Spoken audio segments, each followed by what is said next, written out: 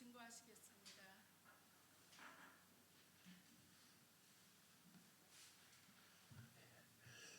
제 기억으로는 아마 우리 처음 모시는 목사님이 맞죠? 처음 모시는 거죠. 예. 우리 노회 작년 노회장으로 또 수고하셨던 목사님이십니다. 종암동에 일광교회가 있는데요.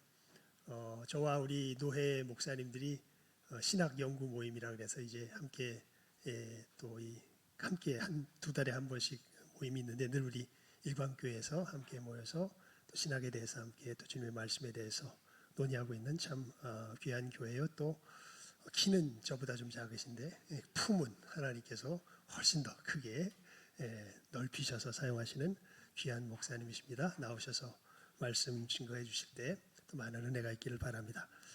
마이크를 좀 내려야 될 것 같습니다.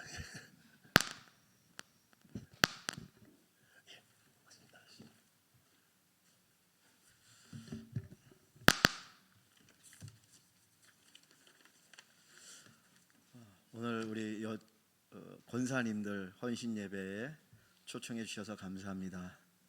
제가 설교를 하기보다는 함께 예배를 드리는 것이 좋아서 김 목사님 말씀하셨을 때 알겠습니다. 그리고 순종하는 마음으로 왔습니다. 오늘 제가 함께 예배 드릴 수 있도록 허락해 주신 우리 목사님, 당회, 특별히 우리 권사님들 진심으로 감사를 드립니다. 사실 목사로서 모든 교회 성도들을 사랑하는데 특별히 제가 사랑하는 것은 권사님들이세요. 권사님들 보면 참 좋아요. 저희 교회에서 저를 위해서 제일 많이 기도해 주시는 분들이 권사님들이시고, 마음이 따뜻한 분들이 권사님들이시고, 제가 부족해도 그래도 사랑스럽다고 사랑해 주신 분들이 권사님들이셔서 그냥 권사님 그러면 뭔가 고향에 간 듯한, 또 고향에 온 듯한 그런 느낌이 듭니다. 근데 오늘 보니까 이렇게 예쁘게 한복도 차려입으시고 또 찬양을 왜 이렇게 잘하세요? 사회를 보시는 회장님이 절제 있게 딱 하시고 기도도 잘하시고, 참 이 신성교회가 정말 좋은 교회인 것 같아요. 저는 김 목사님이 저보다 뛰어난 부분이 많거든요. 첫째는 체격이 저보다 훨씬 좋아요. 항상 부러움이 있습니다. 어떻게 하면 좋을까? 그래서 저희 이제 집사람도 저랑 비슷한데 결혼해가지고 그래도 우리 아이들은 키가 컸으면 좋겠다. 열심히 우유를 먹였는데 그렇게 별로 안 크더라고요.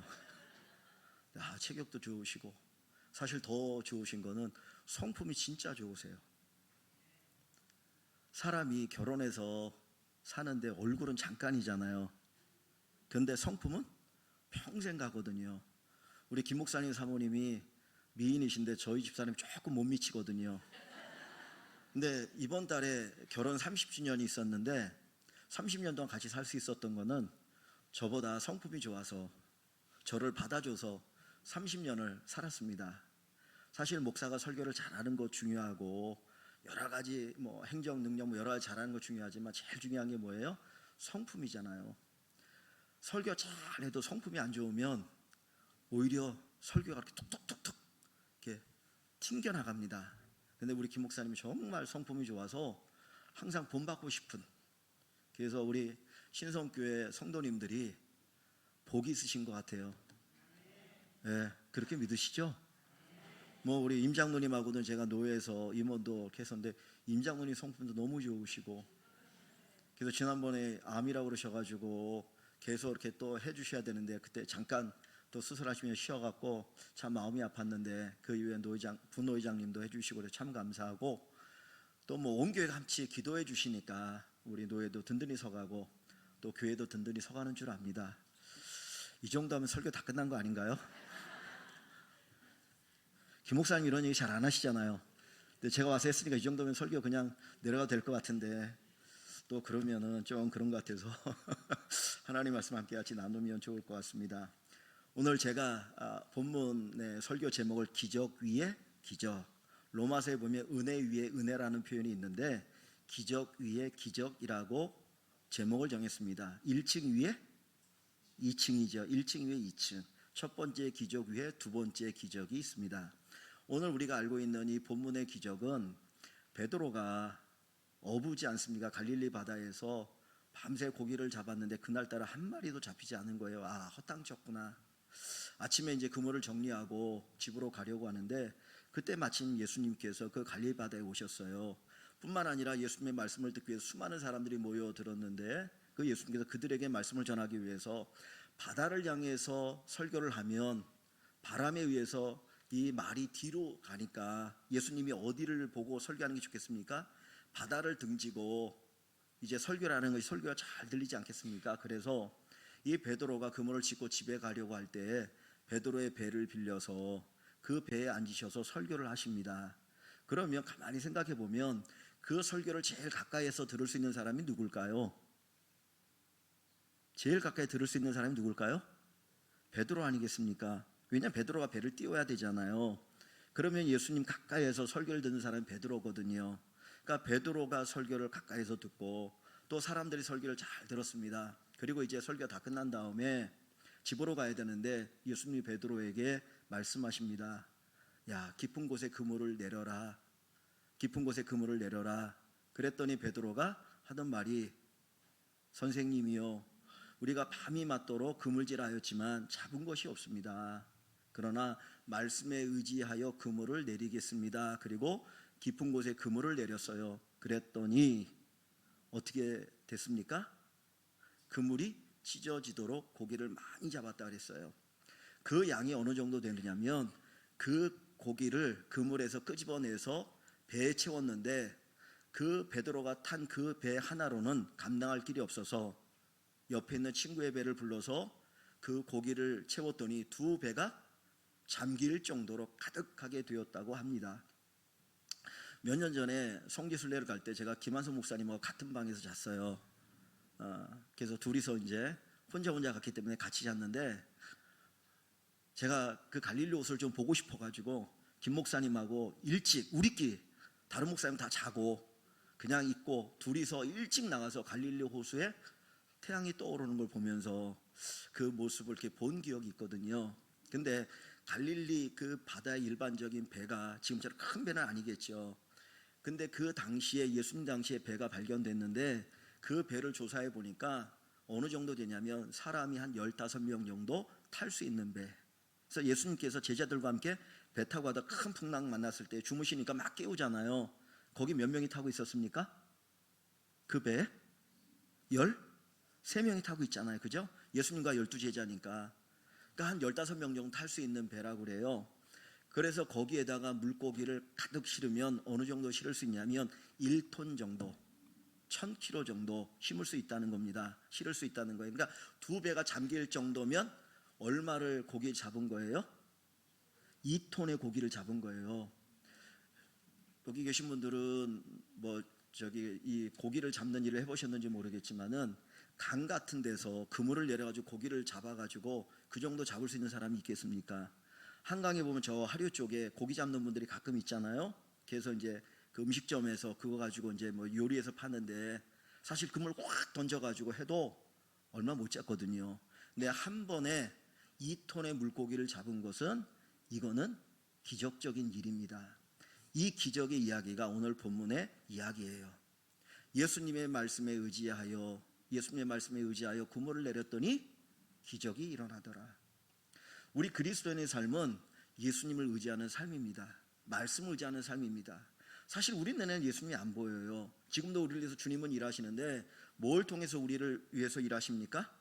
말씀으로 일하시죠. 말씀에 의지하여 말씀을 듣고 말씀대로 순종하면 하나님이 행하시는 역사가 우리의 삶에 일어날 줄 믿습니다.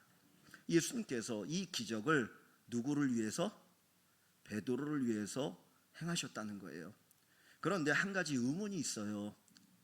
굳이 이 기적을 이룰 필요가 있을까? 굳이 이 기적을 일으키실 필요가 있을까? 제가 알고 있는 거는 우리 임 장로님이 이제 택시 운전을 하셨잖아요. 여러분들 다 아시죠? 택시 운전을 하셨는데 제가 여쭤보진 않았어요. 택시 운전을 하면 어떤 날은 잘 되는 날도 있고 어떤 날은 공치는 날도 있어요. 그죠? 가게를 하다 보면 그런 때가 있지 않습니까? 어떤 날은 정말 잘 돼요. 막 손님들이 막 밀려오는데 어떤 날은 파리새끼 한 마리 없는 날이 있기도 해요. 이 베드로가 갈릴리 바다에서 오랫동안 잔뼈가 굵은 어부 아닙니까? 어제도 고기 잡았고 그제도 고기 잡았고 그 전날도 고기 잡았어요. 그때는 고기가 잡혔거든요. 근데 하루 그날 고기가 안 잡힌 거예요. 공친 날이에요. 그러면 어떻게 하면 됩니까? 내일 잡으면 돼요. 그죠? 내일 잡으면 돼요.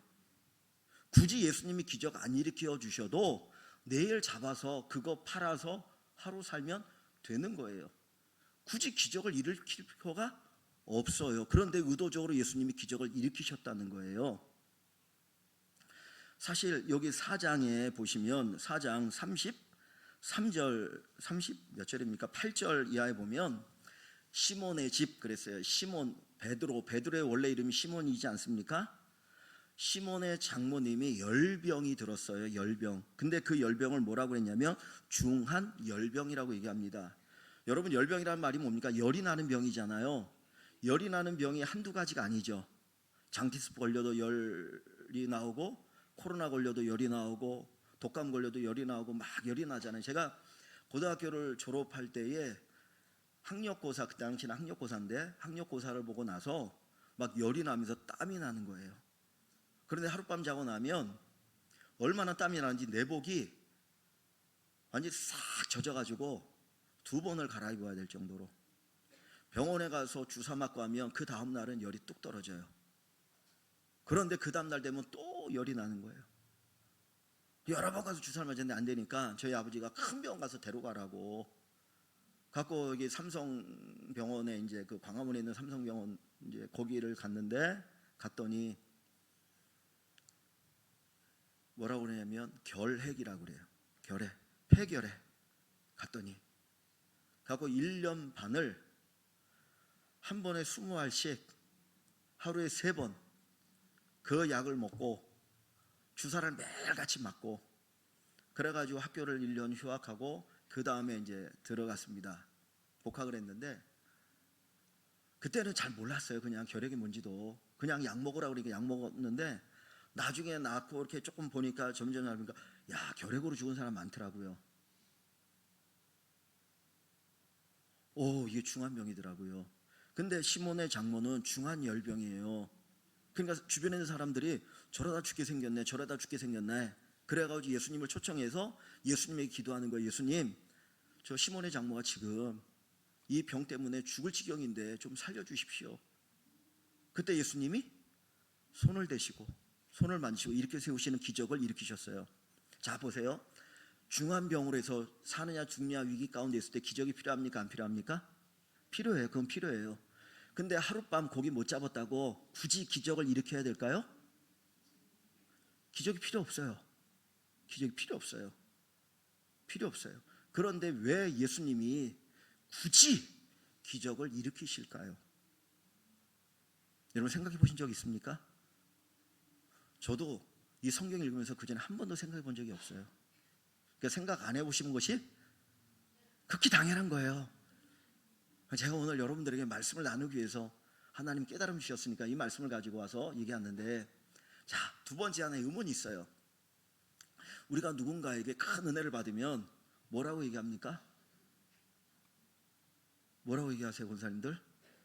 감사합니다 그러잖아요. 감사합니다. 진짜 저 죽을 뻔했는데 살려주셔서 감사합니다. 감사합니다 그러거든요. 감사합니다. 그런데 이 베드로는 예수님이 기적을 일으켜 주셨는데 뭐라고 얘기합니까? 오늘 본문에 보세요. 여기 보면 베드로가 예수님에게 뭐라고 얘기하고 있습니까?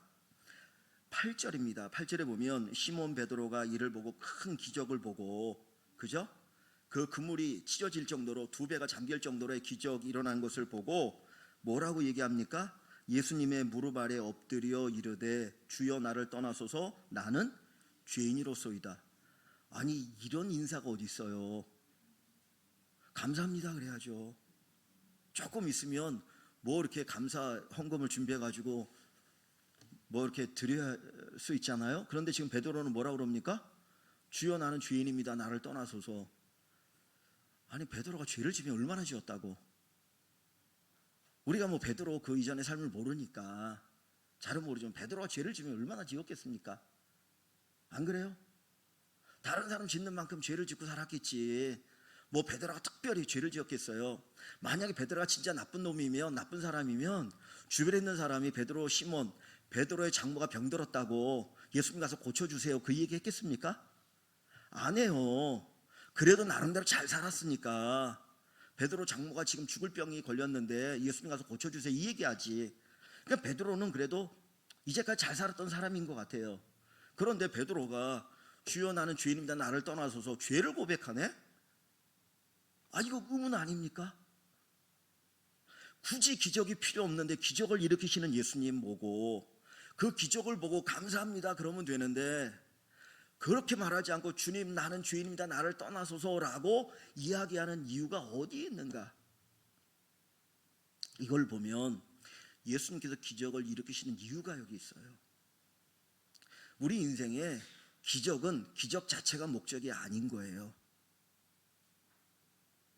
기적은 기적 자체가 목적이 아니에요. 어떤 분들은 교회 나와서 예수 믿고 큰 복을 받았어요. 진짜 막 기적을 경험했어요. 병이 낫는 기적을 경험했고 사업이 잘 되는 것을 경험한 사람이 있어요. 그런데 그것 때문에 교만해져가지고 교회를 떠났다면 그 기적은 사실 그 사람에게 안 일어난 게 좋은 거예요. 여기 어른들이 많이 계신가 저는 잘 모르지만은 그 박태선이라고 하는 장로님이 저 서울역 앞에 남대문교회 장로님이었다고 그래요. 근데 하나님 주신 은사가 있었다고 하잖아요, 신유 은사가. 근데 그 은사를 받고 나중에 교만해져가지고 지가 마치 하나님인 것처럼 전도관 천부교 만들고 자기 숭배하게 만들었잖아요. 망한 거 아닙니까? 이런 기적 굳이 안 일어나는 게 좋은 거예요. 그래서 바울 사도가 뭐라고 말합니까? 바울도 그 육체의 질병 가시가 있지 않았습니까? 육체의 가시 너무 괴로우니까 하나님 앞에 기도했잖아요, 3번 고쳐달라고. 근데 하나님 뭐라고 말씀하셔요? 내 은혜가 내게 족하다.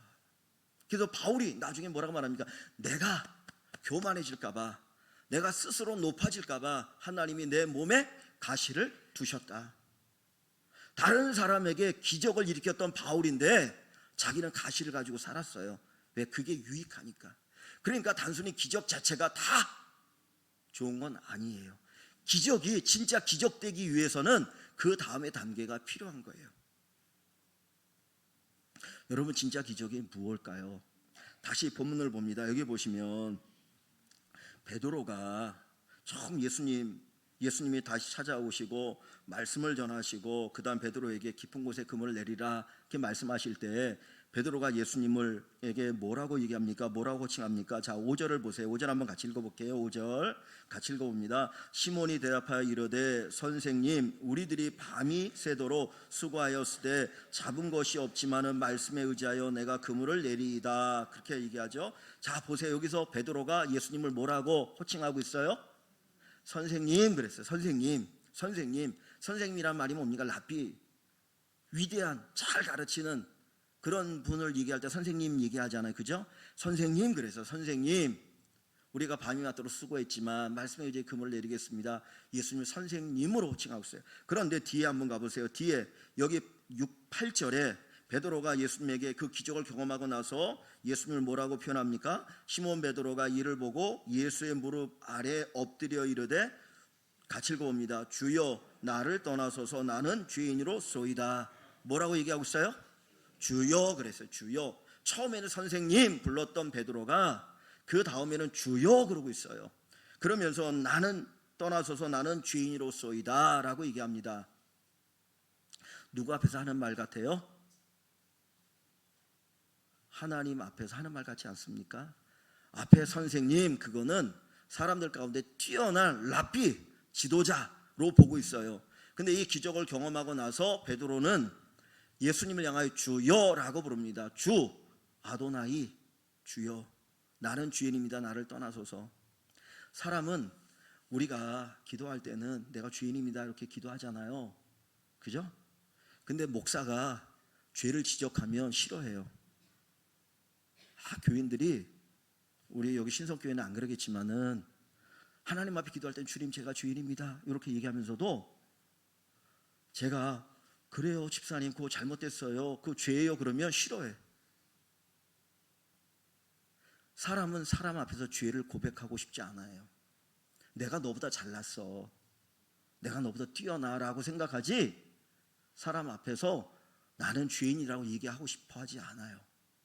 베드로가 다른 사람보다 잘 산 것 같은데 그 장모를 고쳐달라고 사람들이 얘기하는 거 보면 잘 산 것 같은데 내가 죄인입니다라고 고백하는 거는 누구 앞에서의 고백이에요? 하나님 앞에서의 고백이에요. 하나님 앞에서 내가 죄인이라는 걸 보게 되는 거예요. 구약 성경 이사야 6장에 보면 이사야 선지자가 성전에 들어갔습니다. 거기서 뭘 봐요? 하나님 영광을 봐요. 스랍을 봐요. 그리고 나서 그가 깨달은 게 뭡니까? 내가 죄인이라는 거예요. 바로다 나여 망하게 되었도다. 죄 중에 내가 하나님의 영광을 봤다. 그때 하나님이 천사를 통해서 그 입술을 찢어주시잖아요. 그러니 요 베드로가 지금 주여 나를 떠나서서 나는 죄인입니다, 이 고백은 지금 예수님을 뭘로 깨달은 거예요? 하나님으로 깨달은 거예요.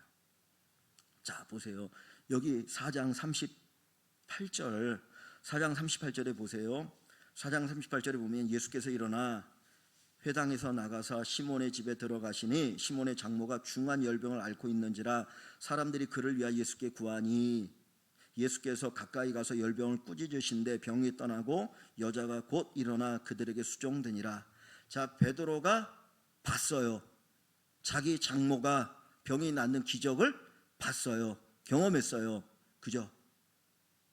이거 아무나 할 수 있는 게 아니잖아요. 예수님만이 하실 수 있는 기적이었던 거잖아요.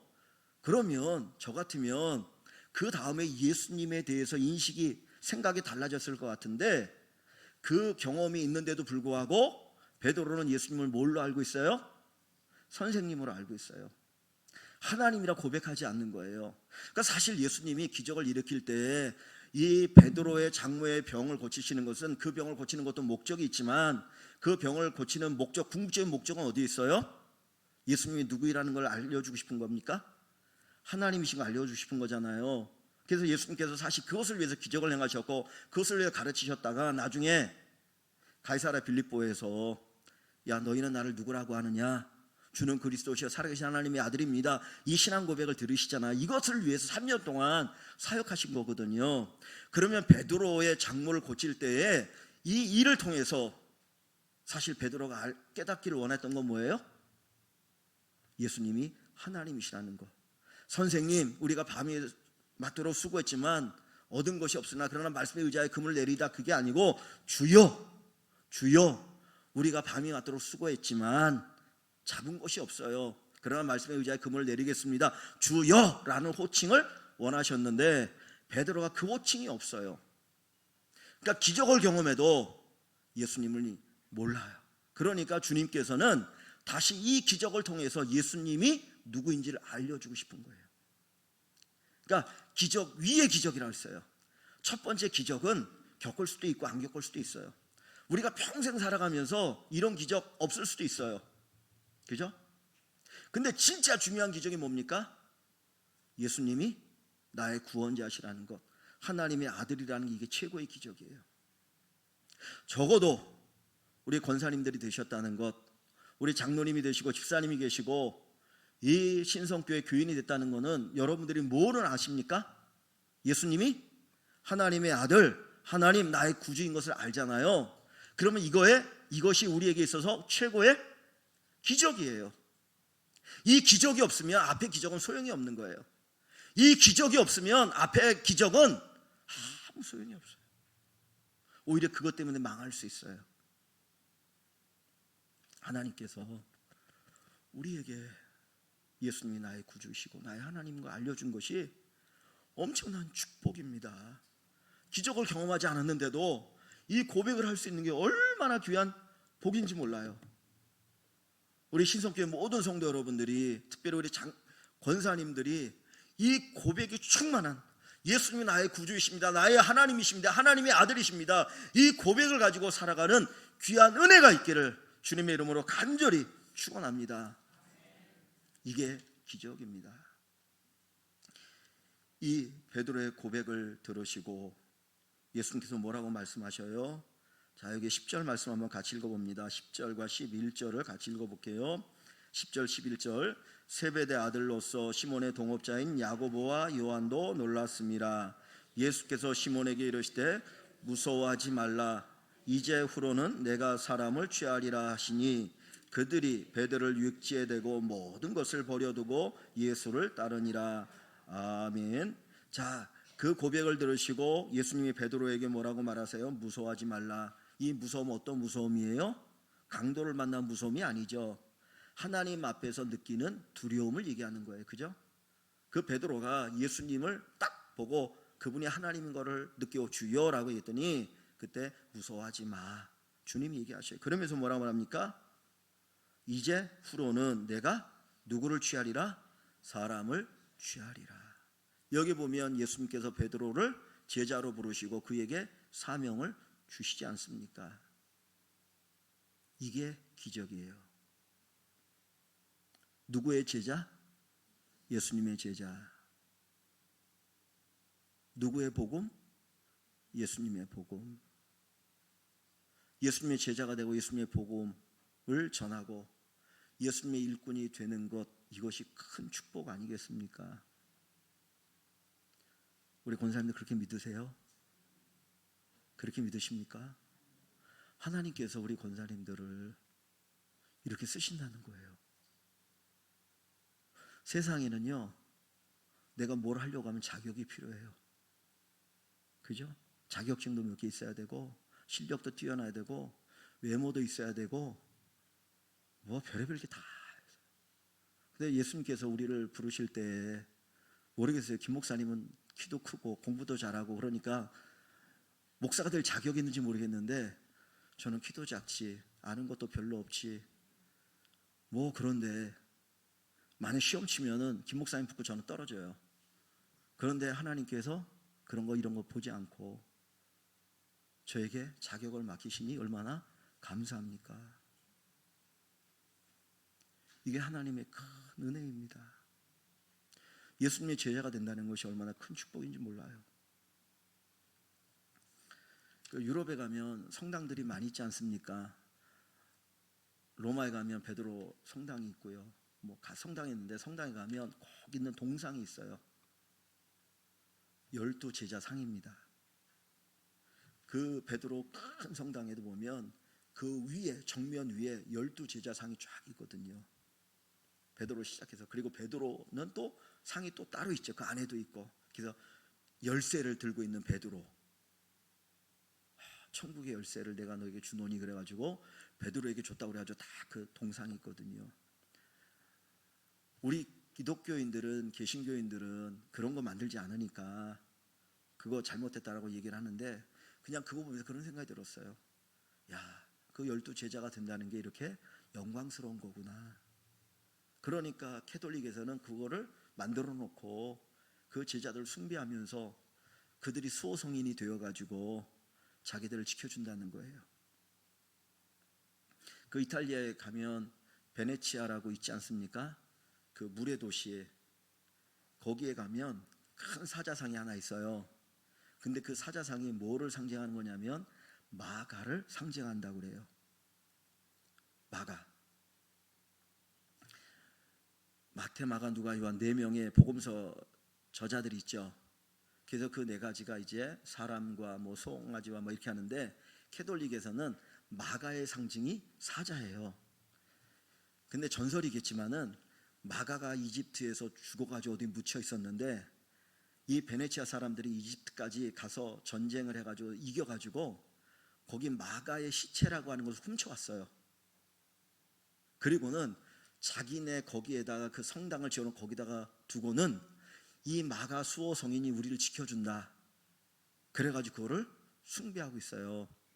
다 잘못된 거예요. 근데 제가 얘기하고 싶은 거는 그만큼 제자가 된다는 것 자체가 그렇게 뭐하다? 귀하다는 거예요. 요한계시록 21장에 보면 새하늘과 새 땅에 가면 새 예루살렘 성이 있습니다. 이스라엘의 예루살렘 성, 왕이 거하는 성전이 있는 예루살렘 성이 있는 것처럼 하나님의 나라, 영원한 하나님의 나라에 새 예루살렘 성이 있다고 보여주고 있어요. 그런데 그 성을 쌓을 때 기초를 쌓고 그 다음에 성을 쌓지 않습니까? 거기에 12기초석이 있다고 그래요. 12기초석. 성경에 보면 그 기초 속에 12 제자들의 이름이 기록되어 있다라고 표현되어 있어요. 12 제자가 그렇게 귀하다는 거예요. 그러니까 지금 뭘 얘기합니까? 예수님의 제자로 부름받은 것이 인간이 누릴 수 있는 최고의 영광이에요. 우리가 이 세상의 영광은 풀의 뭐와 같아요? 꽃과 같죠. 여러분 진짜 풀의 꽃과 같다고 생각하십니까? 많은 분들은 그렇게 생각 안 해요. 영원하다 생각하지. 풀의 꽃과 같다고 성경 가르쳐줘요. 하늘나라에 누릴 영광이 영원합니다. 근데 그 12 제자들, 갈릴리 바닷가에서 고기 잡던 그 어부들, 자격 없는 그들, 주님이 그들을 부르셔서 천국에서 가장 영광스러운 자리에 그들을 두셔요. 그리고 그들을 영화롭게 하셔요. 오늘 우리 권사님들, 누가 우리로 하여금 예수를 믿게 하십니까? 내 지식인가요? 내 지혜인가요? 아니에요. 우리가 예수를 믿게 된 건 누구의 역사입니까? 하나님의 역사, 특별히 성령 하나님의 역사죠. 그죠? 성령 하나님이 우리의 마음을 감동시켜서 우리에게 믿음을 주셔서 예수 믿게 하는 거거든요. 그러니까 예수 믿는 건 하나님의 전적인 역사예요. 우리의 힘이 아니고 우리의 능력이 아니고 우리의 지식이 아니고 하나님의 전적인 은혜입니다. 그런데 하나님을 우리가 알게 되었다는 것, 하나님 믿게 되었다는 것, 이거 하나님 전적인 은혜이니까 이게 기적 중에 최고의 기적이에요. 이 기적을 받았을 뿐만 아니라 저와 여러분들이 주님의 나라를 위해서, 예수님을 위해서 부름받아서 우리를 제자 삼아주시고 교회 일꾼 삼아주시고 하나님 나라 일꾼 삼아주시고 특별히 권사님 세워주시고 장로님 세워주시고 집사님 세워주시고 우리 신성교회 신실한 믿음의 성도들로 세워주신 것은 엄청난 축복입니다. 이 세상의 꽃과 비교할 수 없는 어마어마한 복과 기적이 우리에게 일어났어요. 그렇기 때문에 우리는 그 하나님 앞에 뭘 할 수 있는 겁니까? 헌신할 수 있는 거예요. 그래서 마태복음 맨 마지막에도 다른 복음서들에도 제자들 향하여 땅까지 이뤄 내 증인이 되라. 죽도록 충성하라. 죽는 날까지 충성하며 살아라. 오늘 저와 여러분들이 헌신 예배 드리는 거 너무너무 귀합니다. 이 헌신 예배 와서 제가 이렇게 같이 말씀을 나눌 수 있는 게 너무나 감사한데 오늘 헌신 예배 드리는 거 끝나지 마시고 정말 주님 앞에 헌신하시고 내게 주신 이 은혜, 이 기적이 최고 기적인 줄 알고 하나님 앞에 정말 귀하게 헌신하는 은혜가 충만한 우리 신성교회 권사님, 장로님들, 우리 집사님들, 온 교인들 되기를 주의 이름으로 간절히 축원합니다. 제가 이 말씀을 전하기 위해서 노래 2곡을 좀 찾아봤습니다. 예전에는 저도 이 노래를 잘 몰랐고 부르지 않았고 뭐 별로 관심도 없었는데 이제 나이가 들다 보니까 이제 우리나라 나이로 옛날에 나이로 60인데 다 보니까 늙어가는구나 그러면서 이 노래가 좋아지더라고요. 어떤 노래냐면 내 나이가 어때서. 제가 우리 교회 가니까 부를 수는 없고 제가 노래를 잘 못해요. 내 나이가 어때서 사랑에 뭐가 있나요?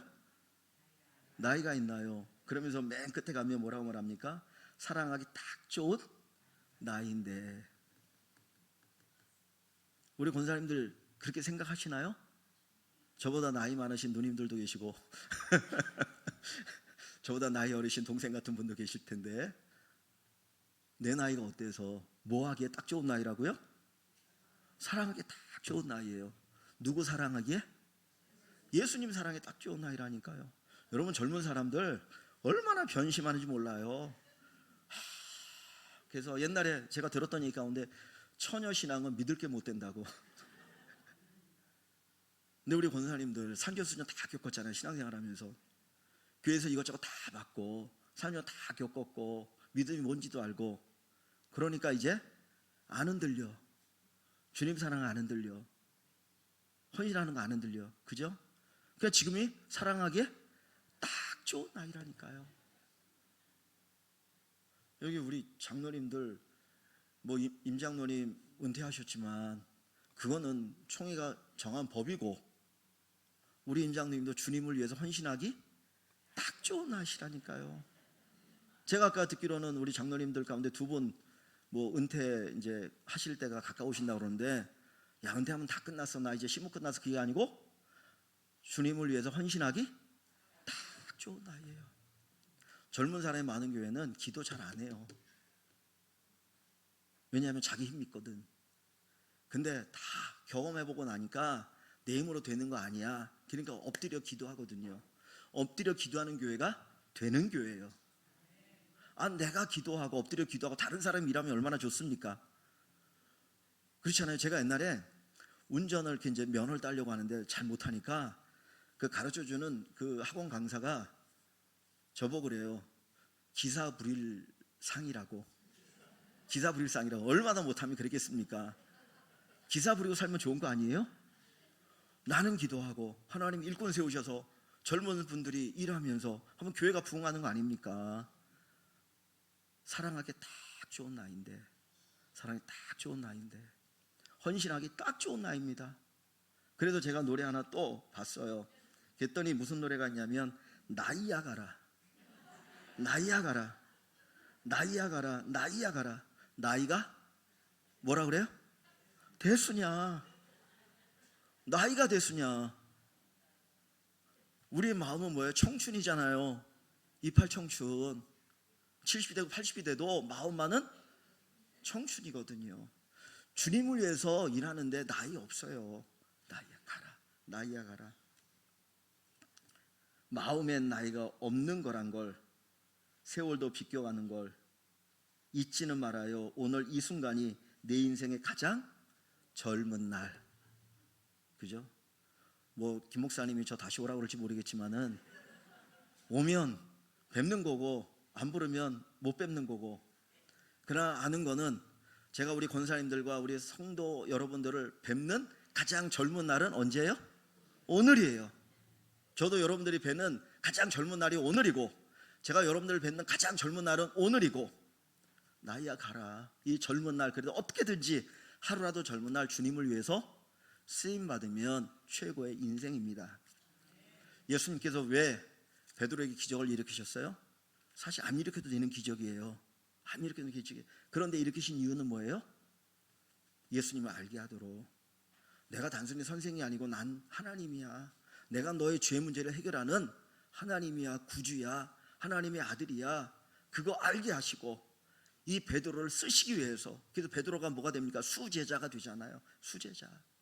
천주교는 교황이라고 받들고 있고, 그것 위해서 주님이 기적을 일으키신 거예요. 그러니까 앞에 기적은 없어도 돼요.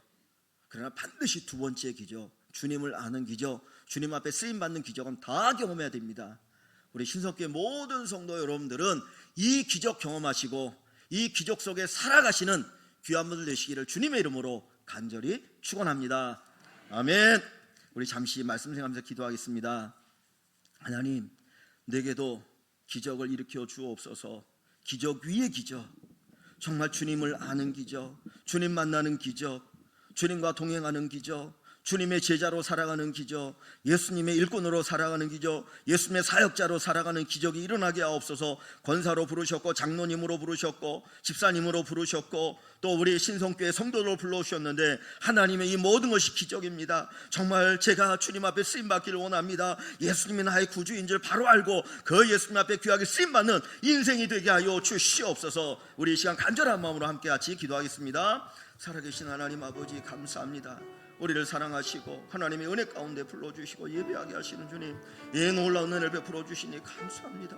내게 아버지 하나님이여, 정말 많은 물고기를 잡는 기적은 일어나지 않는다 할지라도 예수라는 기적을 일으켜 주시니 감사합니다. 성령 하나님이 내 안에 찾아오셔서 정말 내 마음을 움직여 주시고 예수 그리스도를 나의 구주로 고백하며 하나님을 섬길 수 있고 하나님을 나의 하나님으로 모시고 살아갈 수 있는 복을 주실 뿐만 아니라 하나님의 일꾼으로 세우시고 목사로 세우시고 장로님으로 세우시고 권사님으로 세우시고 집사님으로 세워주시고 신성교회 일꾼으로 세워주시니 감사합니다. 이 놀라운 축복, 이 놀라운 축복이 감격하며 살아가는 귀한 분들 되게 하여 주시옵소서. 이 기적에 대하여 하나님 앞에 심히 감사하는 우리 신속계 모든 분들 되게 하시고 특별히 헌신 예배 드리는 우리 권사님 되도록 역사하여 주시옵소서. 살아계신 하나님이여 우리에게 믿음의 믿음을 더하여 주옵소서. 하나님을 더 알아가는, 예수님을 더 깊이 알아가는 우리의 믿음 되게 하여 주시옵고, 이 믿음 속에 하나님의 큰 영광을 보게 하여 주시옵고, 하나님의 은혜를 새롭게 체험하게 하여 주시고, 정말 주님을 위하여 살아가는 것, 주님을 위하여 헌신하는 것이